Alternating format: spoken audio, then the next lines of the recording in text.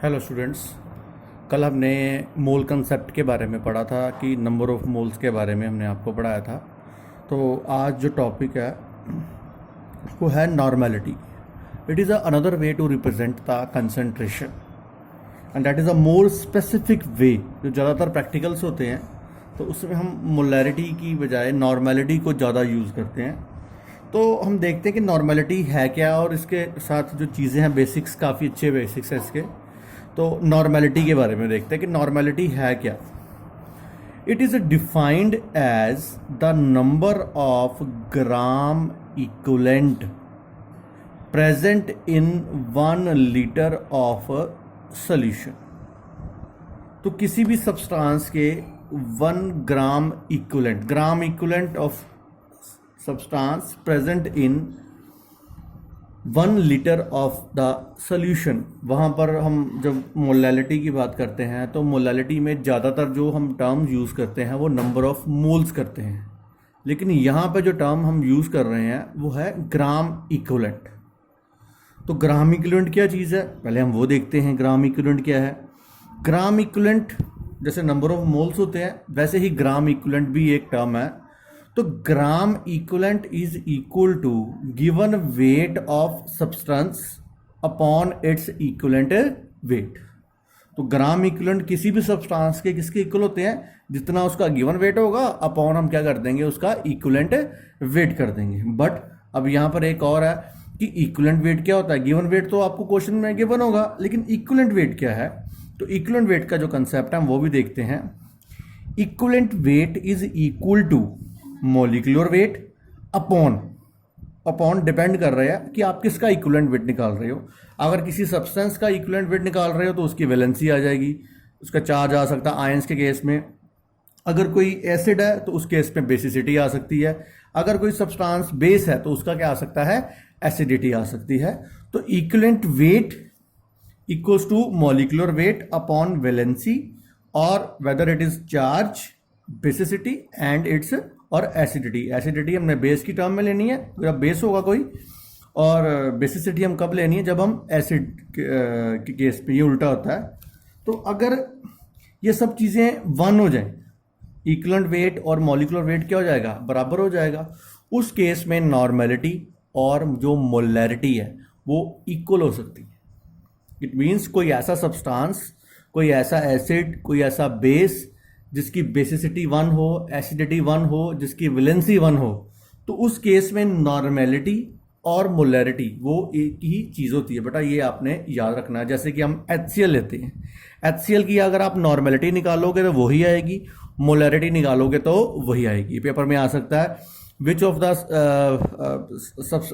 जो भी कोई आपको दे सकता है एसिड या बेस कि इसकी नॉर्मेलिटी इतनी है तो आपको मोलैरिटी आपको निकालनी पड़ेगी। तो अगर आप देखो, अगर उसकी वैलेंसी 1 है, वो मोनोबेसिक एसिड है, मींस H पॉजिटिव आयंस वो 1 लूज कर रहा है, तो उसकी जो नॉर्मेलिटी है और जो मोलैरिटी है तो वो बेटा क्या होती है? इक्विवेलेंट होती है। तो हम देखते हैं इक्विवेलेंट वेट का कंसेप्ट।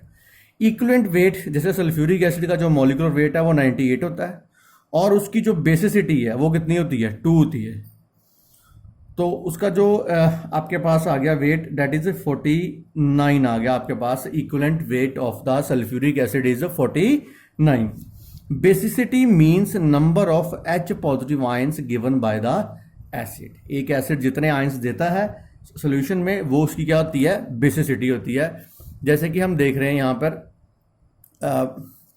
जो सल्फ्यूरिक एसिड है वो 2H पॉजिटिव आयंस देता है, तो उसकी बेसिसिटी कितनी हुई? 2 हुई। अगर आपको कोई सब्सटेंस जैसे ऑक्सीजन आ जाती है तो ऑक्सीजन का एटॉमिक वेट कितना है? That is 16। अगर आप मॉलिक्यूलर वेट ले लेंगे तो वो 32 भी आ सकता है। अपॉन आपने उसकी वैलेंसी कर देनी है, दैट इज 2। अब ये कितना आ गया? 8। इसकी वैलेंसी कितनी है यहाँ पर? 2। तो equivalent weight of NaOH that is 40। और ये कितने H positive ions, OH negative ions lose कर रहा है? तो ये 1 OH नेगेटिव आयंस लूज कर रहा है, तो इसकी जो एसिडिटी है वो कितनी होगी? 1। तो मीन्स उस केस में वो 40 का 40 रह जाएगा। एसिडिटी उसकी कितनी आ जाएगी? 1। तो उस केस में इक्विवेलेंट वेट और मॉलिक्यूलर वेट क्या होगा? बराबर होगा। यहाँ लिखा है acidity means number of H positive ions given by the base. एक बेस जितने H पॉजिटिव आयंस लूज करता है वही उसकी क्या हो जाएगी? एसिडिटी हो जाएगी। और बेटा ये चीज खास याद करने वाली है, 1 ग्राम इक्विवेलेंट ऑफ सब्सटेंस, किसी भी सब्सटेंस का जो 1 ग्राम इक्विवेलेंट होता है always contains 1 mole of it. 1 gram equivalent में हमेशा कितने नंबर ऑफ मोल्स होंगे? 1। ये कॉम्पिटिटिव एग्जाम के लिए भी आपने याद रखना है कि नंबर ऑफ ग्राम इक्विवेलेंट जो है, अगर 1 ग्राम इक्विवेलेंट है इट मीन्स उसका हमेशा 1 मोल होगा। जैसे सल्फ्यूरिक एसिड है, अगर आप सल्फ्यूरिक एसिड का 1 मोल लेते हो लेकिन उसमें जो H पॉजिटिव आयन है वो कितने मोल्स आएंगे? 2 मोल आएंगे। ठीक है, तो 1 ग्राम इक्विवेलेंट का मतलब है कि उसमें उसके सब्सटेंस के 1 नंबर ऑफ मोल्स कितने आएंगे? 1 आएंगे। तो बेटा ये आपने याद रखने वाली चीज़ है ये। नेक्स्ट जो है, अब हम इक्विवेलेंस को समझते हैं थोड़ा सा। इक्विवेलेंस काफ़ी बच्चों को पता नहीं चलता। इक्विवेलेंस को हम ये मान के चलते हैं, इक्विवेलेंस मतलब equal, but it is not equal. Equivalence does not means equal, it means equivalence in terms of reactivity। अगर हम सब्सटेंस की बात कर रहे हैं तो रिएक्टिविटी इक्विवेलेंस का मतलब कि रिएक्टिविटी की टर्म में वो आपस में इक्वल है। जैसे कि 1 gram equivalent of acid is balanced bye 1 gram equivalent of base.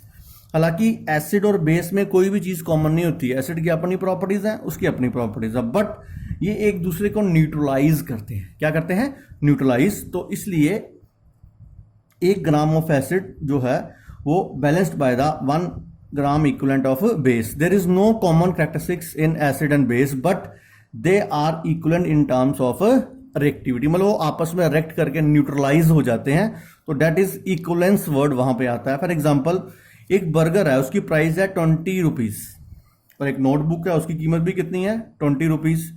Burger और जो नोटबुक है इसमें बेटा कोई भी चीज की सिमिलैरिटी नहीं है, but in terms of their price they are equivalence.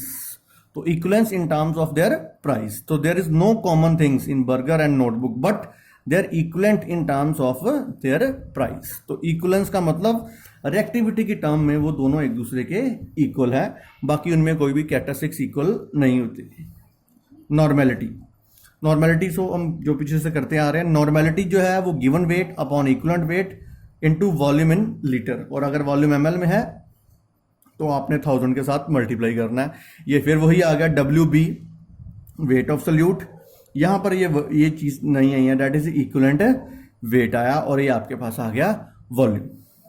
तो नॉर्मेलिटी का एक और फॉर्मूला है, normality is equal to n into molarity, और जिसको n फैक्टर कई बार बुक्स में लिखा होता है n फैक्टर। बेसिकली n है क्या?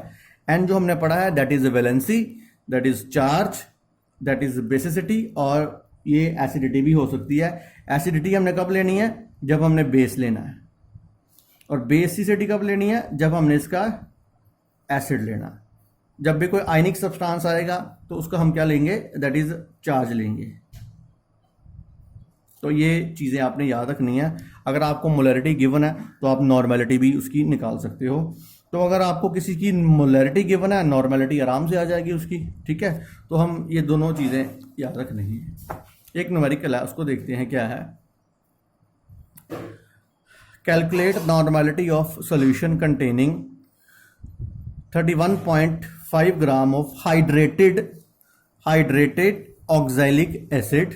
उसका फॉर्मूला दिया है इन 1250 ml of its solution. Also calculate its molarity of it. हमने मोलैरिटी भी निकालनी है, हमने नॉर्मेलिटी भी निकालनी है।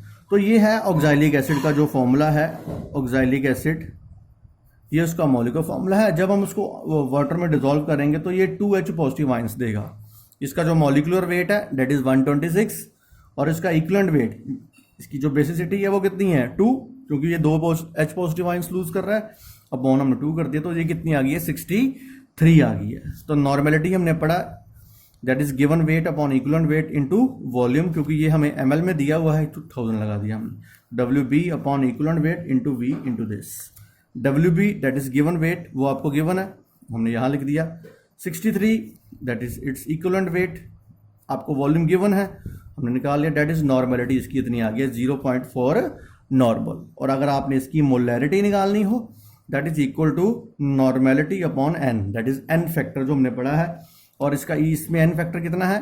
N factor is equal to 2, तो यहाँ हमने 2 पुट किया तो ये इसकी क्या आ गई है, मोलैरिटी आ गई है। तो ये था कि नॉर्मेलिटी को मोलैरिटी में आप कैसे कन्वर्ट कर सकते हैं।